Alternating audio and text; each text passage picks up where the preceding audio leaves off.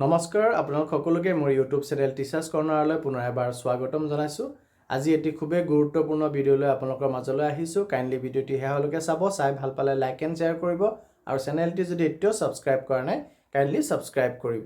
চৰকাৰী কৰ্মচাৰী আৰু পেঞ্চনাৰসকলে অধীৰ আগ্ৰহেৰে মাৰ্চ মাহৰ বেতনৰ কাৰণে অপেক্ষা কৰি আছে আৰু ইয়াৰ মাজতে আপোনালোকক এটি ভাল খবৰ দিওঁ যে মাৰ্চ মাহৰ যি বেতন আমি এপ্ৰিলত পাম তাৰ কাৰণে যি বাজেটৰ প্ৰয়োজন সেই বাজেট এলোকেশ্যন অলৰেডি হ'ল আৰু এই বাজেটৰ ব্যৱহাৰো কিদৰে কৰিব লাগিব 25-26 বিত্তীয় বৰ্ষৰ বাজেটৰ তাক ডিউলি নটিফাইড কৰা হৈছে। তাৰ যিখিনি ৰূপৰেখা সেয়া প্ৰস্তুত কৰি সেয়া DDO সকলৰ কাৰণে বা হেড অফ দ্য ডিপাৰ্টমেণ্ট সকলৰ কাৰণে ইতিমধ্যে চাৰ্কুলেট কৰা হৈছে আৰু সেই চাৰ্কুলেশ্যনটি 31 মাৰ্চ 2025 তাৰিখে চাৰ্কুলেট হৈছে আৰু হোৱাৰ পাছত বৰ্তমানে যি পেঞ্চনাৰসকল আছে বেছি সংখ্যক পেঞ্চনাৰে তেওঁলোকৰ মাৰ্চ মাহৰ চেলেৰি পেঞ্চন ইতিমধ্যে লাভ কৰিব সক্ষম হ'ল আৰু সেইফালৰ পৰা আমি আশা কৰিব পাৰোঁ যে আমাৰ কৰ্মচাৰীসকলৰ যিটো কিছু প্ৰচেছ থাকে গতিকে আমিও অতি সোনকালে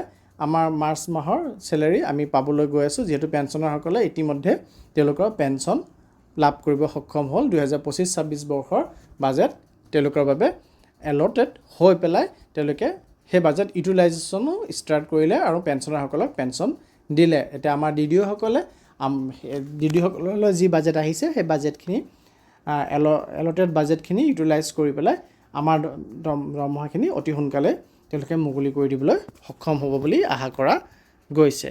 ধন্যবাদ।